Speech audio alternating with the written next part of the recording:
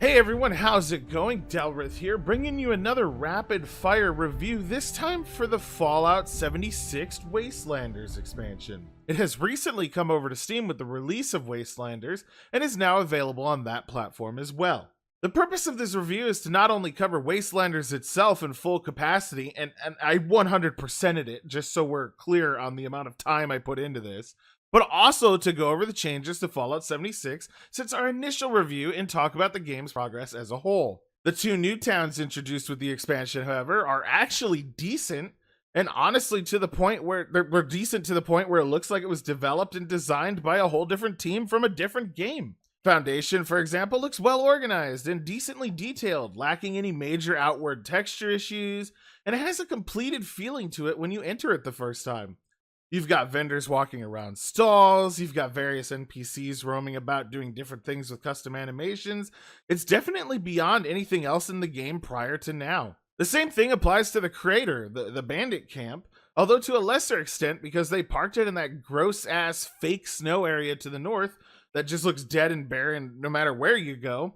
But the buildings themselves are nice, and the interiors of them are definitely to the theme of what you'd expect with a bandit camp. The new NPCs, the primary focus of Wastelanders, they look pretty dang good, with their new armor sets and clothing and all that genuinely being decent effort and not looking half bad. On top of that, they seem to have found some talented writers to go with them, with the majority of the quests, their dialogue, and all of that junk being what I would consider even better than Fallout 4's.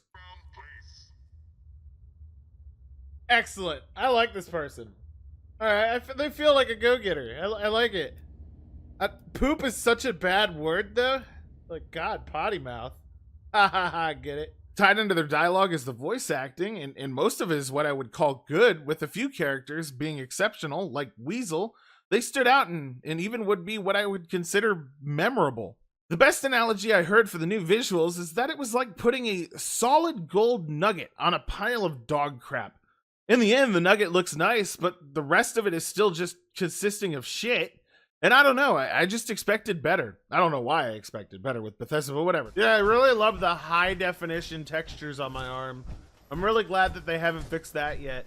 I'm really liking the 12 by 12 resolution arm textures I got rocking on my bod right now on my left arm. All of the ugliness of the games definitely still exists, and as far as I could tell, has not been touched in any major capacity, and the only changes to the quality of it all is reflected in the new DLC areas. The rest of the game is just so ugly and dated, and the creation engine is still an entirely burning mess without, in my opinion, any hope of full recovery. The new visual stuff doesn't do enough for the world as a whole, and to really make a dent, it's just disappointing.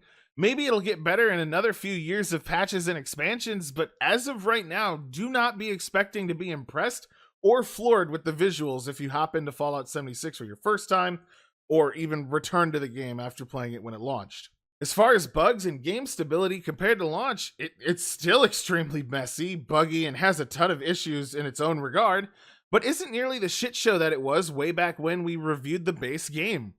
Primarily, I'm encountering far less full-on game-breaking bugs like the power armor glitch, and I'm more encountering annoyances and glitches nonstop through my play. You know, like minor inconveniences. Let's see. Whoa! Whoa! Wait. Whoa! My head is gone. Help! Wait. No.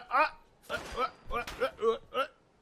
few examples of these bugs that persist would be the invulnerable enemies. I still occasionally run into a few.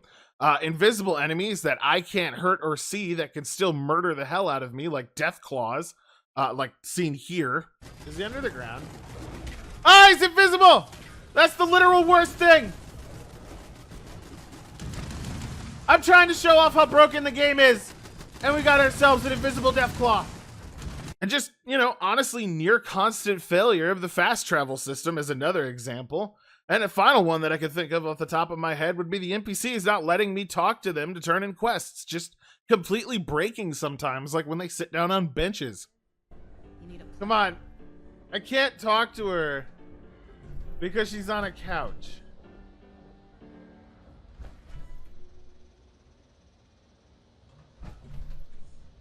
There's dozens more, but you get the idea. The game is still filled with a plethora of issues, even though they're no longer forcing you to restart the full thing or to rejoin a server every 5 minutes. I will give credit where credit is due, however, and say that the ridiculous server instability for the most part has completely disappeared.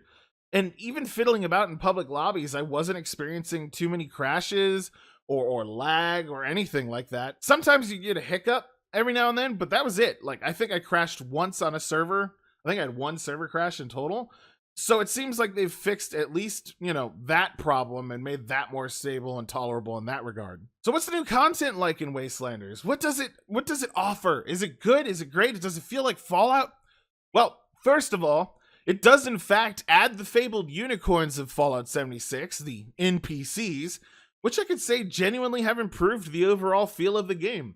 They by no means at all save the game or fix all the issues, but it's definitely feeling more Fallout-y than it ever has before. There are multiple varieties of NPCs, ranging from the new companions, which I'll talk about shortly, to the actual factions and, the settlers and the bandits, with a good number of neutral NPCs tossed about for flavor. These neutral NPCs can be things like bartenders, wanderers, and of course the overseer, and they're strewn about and available from the beginning for people to interact with. I will say that a good number of quests for these NPCs are gated behind a decent grind to level 20, so if you're looking to hop in and see it, you'll need to be aware that it takes a lot of effort to go from level 1 to be able to get to the new areas. The NPCs themselves, as stated previously, are all fairly well done, and the voice acting storylines tied behind the notable ones are just solid.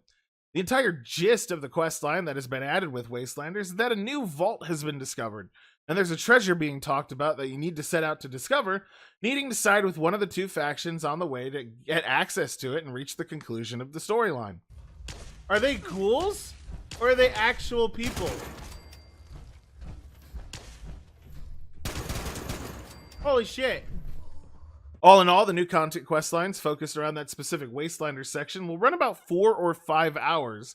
So not too long, but satisfying enough for the price tag of being a free DLC to the base game, and I'm alright honestly with them adding any content to make it better. Luckily, too, you have the option to do all the quests for both factions and build the reputation each respectively, another system that ties into rewards later on, before the final quest, letting you see all the content for the most part before making a decision on who you want to side with. I appreciated that, and there's definitely a few rewards specific to each faction, so make sure you do everything for both sides before committing to a vault mission specifically. As far as companions being added, they're not really companions in the Fallout sense. They're not able to follow you or carry around things or anything of the sort. But moreover, they're NPCs with their own quest lines, mostly consisting of rinse and repeat throwaway fetch quests that just kind of sit at your base and provide dailies each day. Also, when you do actually have them in combat, they're still really stupid. Have you killed it yet? What's the damage at? Okay, you've got a little while to go, dude. Keep it up, Beckett. You got this. You're the man. The companions themselves were the weakest things to me in this expansion. Let's just call them allies like they're intended. And the main lines that I did were entirely boring and not dynamic for them in the slightest. If I had to guess, I'd assume that the ally companions were just tossed in on the end of the Wastelanders content, as it genuinely just feels like more of the same effort we saw at the base game's launch, and it's not really great. They serve almost no purpose. Their dialogue loops constantly, and their dailies are just more boring-ass fetch quests. In regard to new items, clothing, power armor, and all that, there are a good number of new things you can acquire, and I won't spoil specific types of those things, but the majority of them are locked behind an absolutely ridiculous and absurd grind that will take you legitimately weeks to complete, just to complete a single set of plans for a specific set of armor. To explain a bit further, you have a new currency that unlocks at the end of Wastelanders content that is massively time-gated and extremely grindy to get the maximum of each week. You can earn around 1,700 of this currency each week, and individual pieces of armor can cost upwards of 1,600 of that, making it so that you only end up getting one piece a week in some cases. Couple this with the fact that the 1,700 can't be grinded in one single day, and you'll need to log in and do dailies to get the full amount, and it's just too much. I don't understand why Bethesda would add such a stupid grind to punish people, when most people are casual players, expecting them to stick around and play this for months on end and play every day to get it all. It seems contradictory to their previous actions, like them removing the raid, which is something a lot of you probably missed if you haven't played since launch. And for them to remove something so punishing only to add another punishing mechanic, it just doesn't make any sense. And in my opinion, it definitely needs to be adjusted to be far less of a pain in the ass if anyone's actually going to benefit from it and actually acquire the new sets, which I'll give them credit, themselves are pretty cool. Now, another big thing that was added to the game that we need to address is Fallout First. And this was added, after our review, so I'm covering it. And I was given it in some way or another, be it by a gift or by Bethesda back when it was added. I have no clue. I just have it. And so I was able to check it out and see whether or not it stands up to the criticism that it's been given so heavily. My conclusion is that it's total bullshit, just as everyone knows, and it honestly hurts the game far more than it helps. So let me explain. In Fallout 76, the worst possible thing to deal with all the time with the camp building, looting, etc., and just the general experience of the game is your inventory weight management. In fact, your stash size is limited to 800 for everything, like 800 pounds of weight or kilograms or whatever, causing you to fill it fairly quickly and not being able to keep mostly anything at all if you're trying to save junk to craft other stuff or really just trying to pick up anything.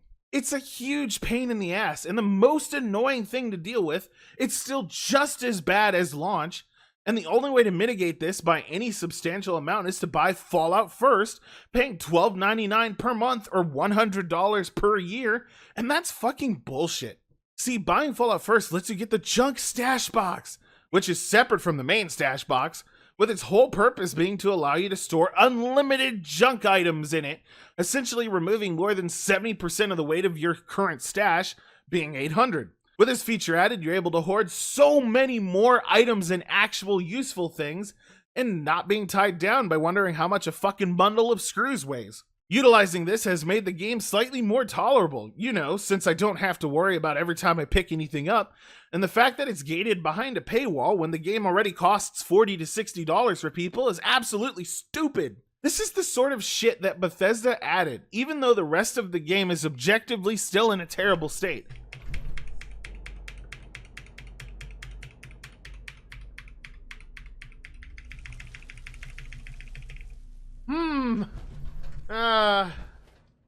Alright. Basic features like weight management locked behind a subscription is insane, and it just leaves an awful taste in my mouth. On top of the system, you finally get your own private worlds that you could play in solo or with friends privately. Something they mentioned at Bethesda's 2018 E3 conference, but only if you're paying for the experience. The private worlds have been actually quite nice for the purposes of reviewing, but again, something like this shouldn't cost money, and being able to get away from the hacking, exploiting, and general annoyance of others only by spending money or knowing someone that spent money is just more stupidity. Aha. I think the event bugged out, nothing's spawning, so just stay where you are, Joker. This is like easy for me. I don't have to do anything. It's just entirely greedy and backwards, and I can't possibly suggest anyone support this business practice or give them money just so their game becomes more tolerable. You remember the God mode bug when we reviewed the game? You guys remember that? Remember that was a thing back then? Hey, buddy. Oh. It is the exact same bug. I guess, though, to summarize, Wastelanders itself and the content it added is what I would call average to above average. It's what I would say would be expected as the baseline for what we should have gotten in the game at release.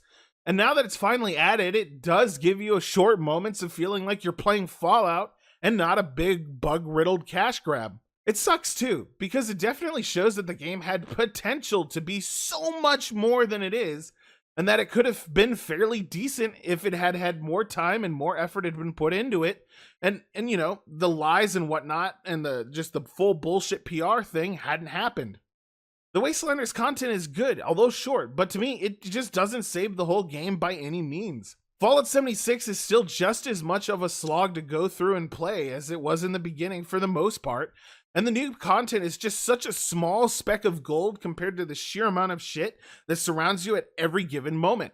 There's a chance, a very slim chance, that if Bethesda continues to support the game, it might be considered good as a whole in a few more years. But as of right now, with everything patched and fixed, after launch with Wastelanders factored in, I can only still just call it average, and that's being super fucking generous. So my final score for Fallout 76 Wastelanders and the Steam release is going to be a super generous and extremely tentative 5 out of 10, and that's only with Fallout first, and a 4 out of 10 if you're playing the base game without the weight changes and quality of life stuff added from it. I could suggest people giving it a shot if you haven't, if you could get it for less than $20, and maybe if it's on super sale, but at the price of $40 or more in some countries, I still just can't suggest it at that price, especially given the pay for enjoyment aspects of the game that are hidden behind the Fallout First scam. For those of you that already own it and are curious if you should go back, why not? Give it a try. Just do the new content and avoid the rest, I'd say. And at least then you've got a brief period of enjoyment out of your purchase and to make you not feel like you totally wasted your money. Well, that's going to be it for this rapid fire. If you'd like to do me a solid and hit that like button and subscribe. And if you're already subscribed, ring the bell to get new notifications on videos in the future. Until the next video, this is Delrith, and I'll be seeing ya. Bye.